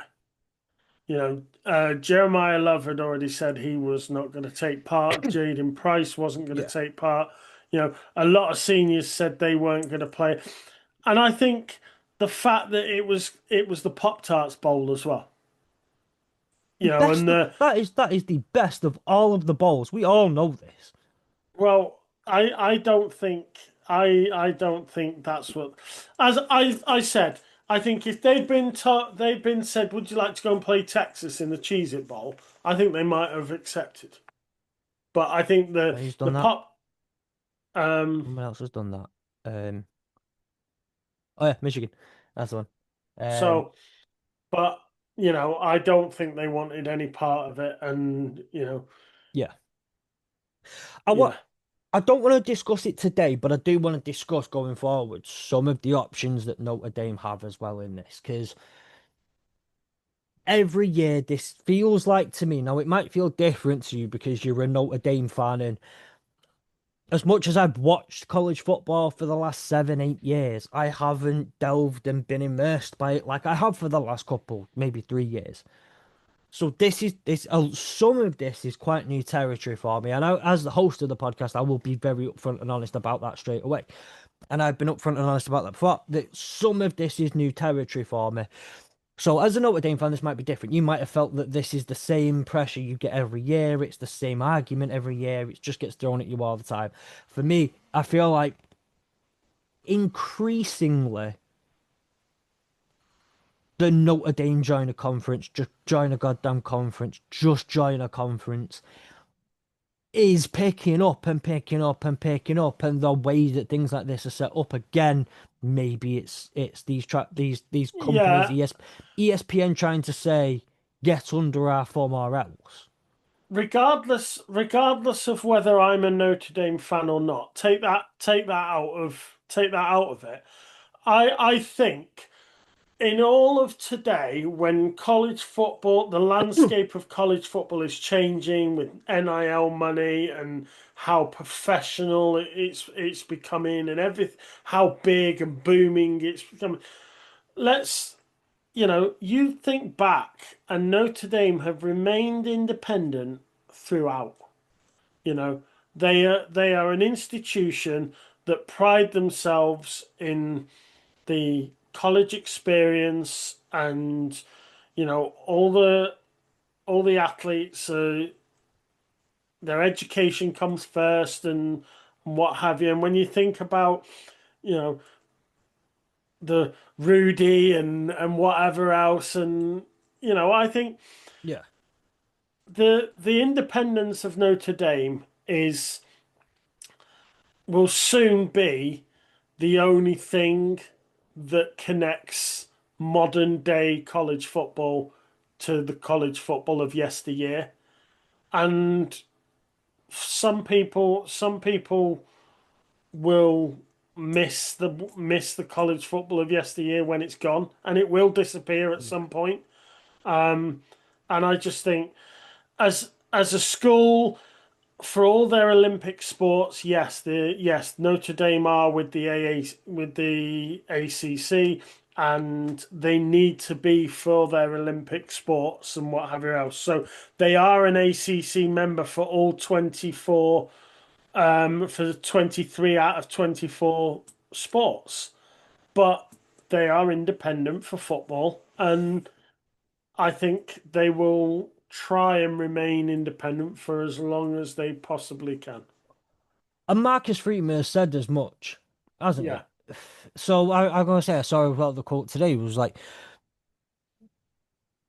that's I mean, it's almost verbatim what Marcus Freeman said, and I think you feel like you've expanded on it a little bit. Obviously, I don't think he was talking about the football of yesterday, but that's almost verbatim what Marcus Freeman said. That this is Notre Dame, this is who Notre Dame are, this is Notre Dame's identity, and until the point where it truly costs Notre Dame to be independent, which again, it wouldn't surprise me if that message was being sent the whole, if unless you join a Is conference. The the is this idea like is to San go away. Marino? Is this like San Marino? San Marino are a country. Tiny, for those that don't know, San Marino is a tiny, tiny, tiny little country at the bottom of Italy. Tiny, tiny. Um, four men and his dog. But they have, and they have an international football team. They're not very good, but they have an international football team. They also have one club football team in San Marino called San Marino. Now, San Marino haven't got anywhere to play because they're only one football team. So where do they play? They play in Italy. They play in the the lower Italian lower leagues.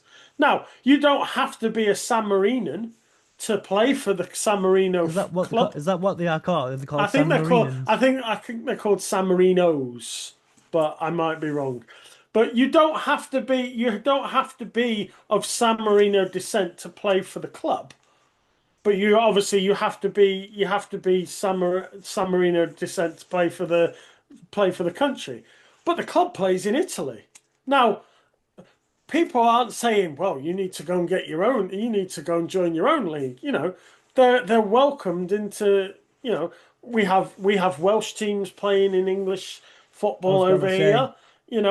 So I don't see the issue with Notre Dame being independent as an institution.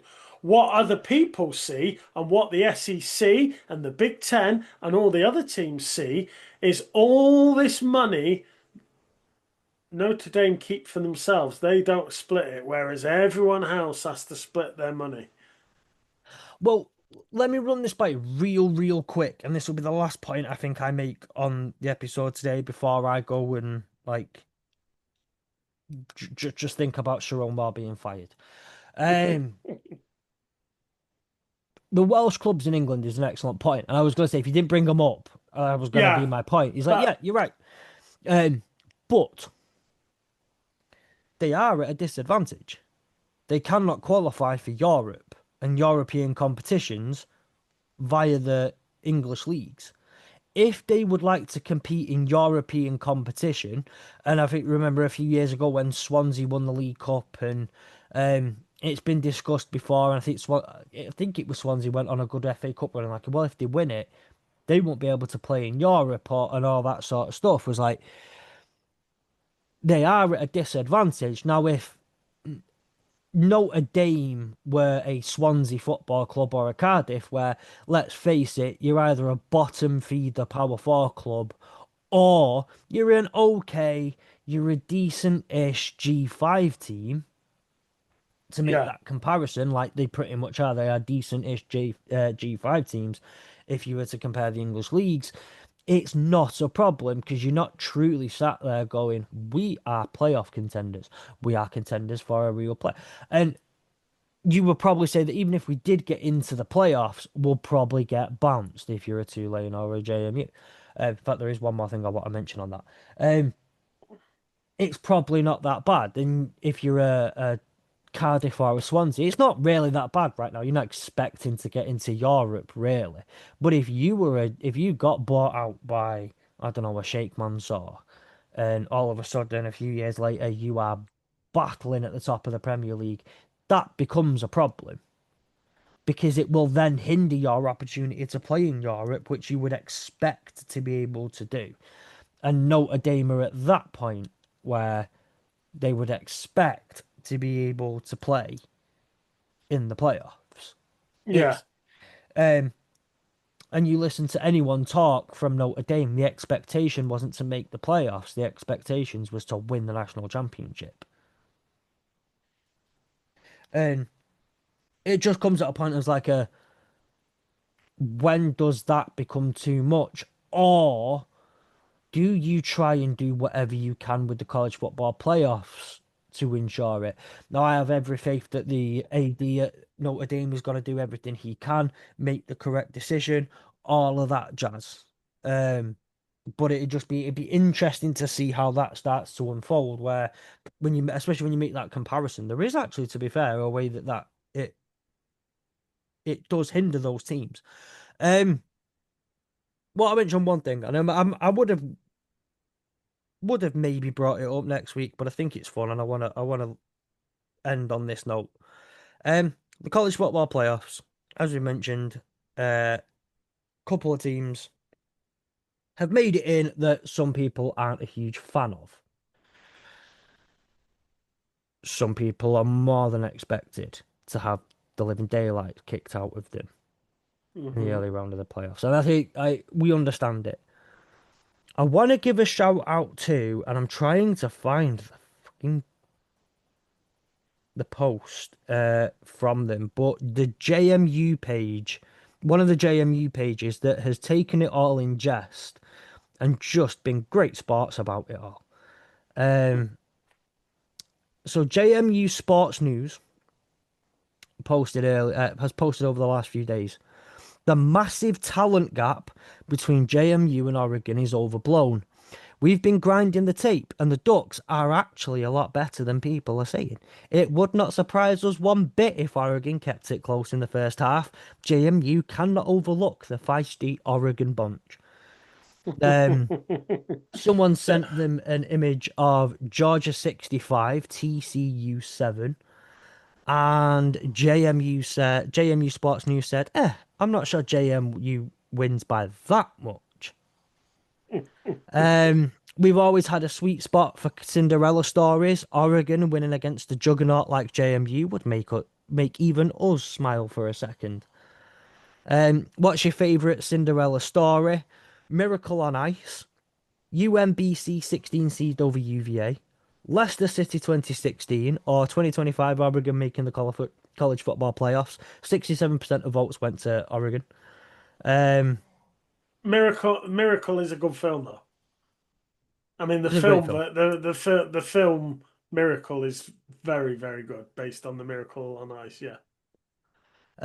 Just came across a stunning stat in our JMU Oregon research. The Ducks are winless against Sunbelt teams in 2025.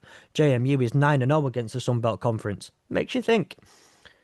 Reminds me of the whole Lionel Messi has 0 goals in the Premier League, Emil Heskey has X amount of goals in the Premier League. And finally, to illustrate how preposterous it is to give playoff spots to G6 schools ranked outside of the top 15, remember that Tulane's best player last year, a running back who rushed for 2,779 yards and 22 touchdowns over two seasons, transferred to Oregon in 2025 and was beaten out by four running backs. To which JMU Sports News has responded, Aaron's brain might explode when he learns where some of Indiana's best players were in 2023. That would be James Madison, because that's where Kurt Signetti was. But I just want to give like, amidst all the chaos, someone's having fun Yeah.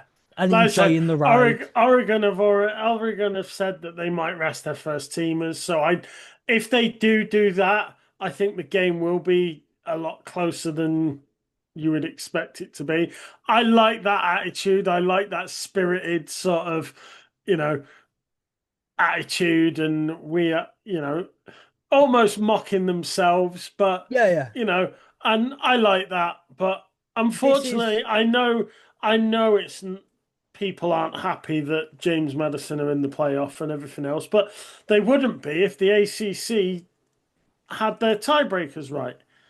You know, they wouldn't be if Virginia didn't take Duke at, you know, and absolutely smash them like they did 2 weeks ago. yeah. So at some point, you have to look and say, why are JMU there? Because a Power Four conference fucked up.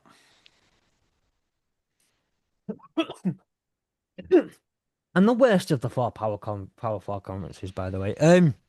But no, it's very. It gives me British football humour vibes Yeah, when like a League Two side goes and plays City in the FA Cup.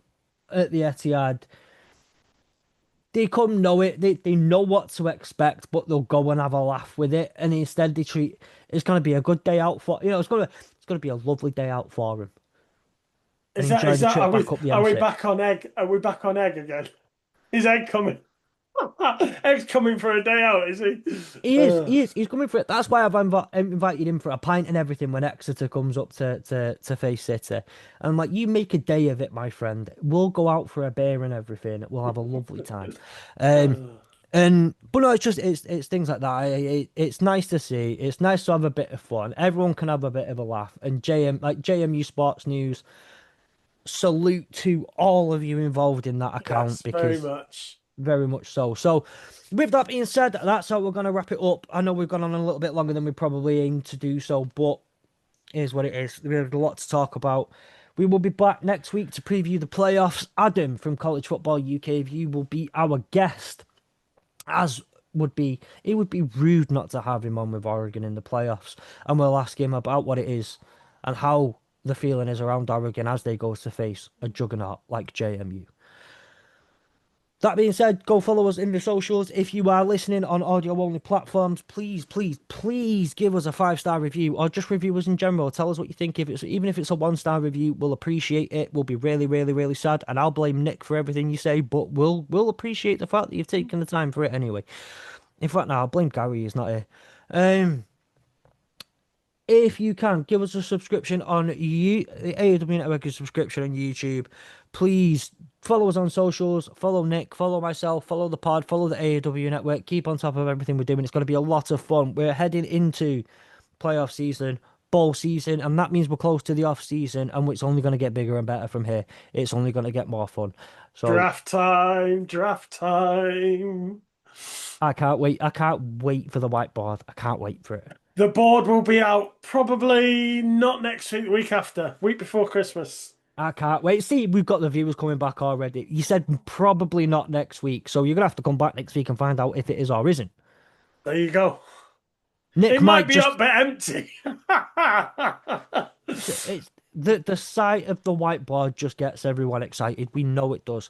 With that being said, thank you very, very much, Nick. We will see you next week for another episode of College Football UK. Later.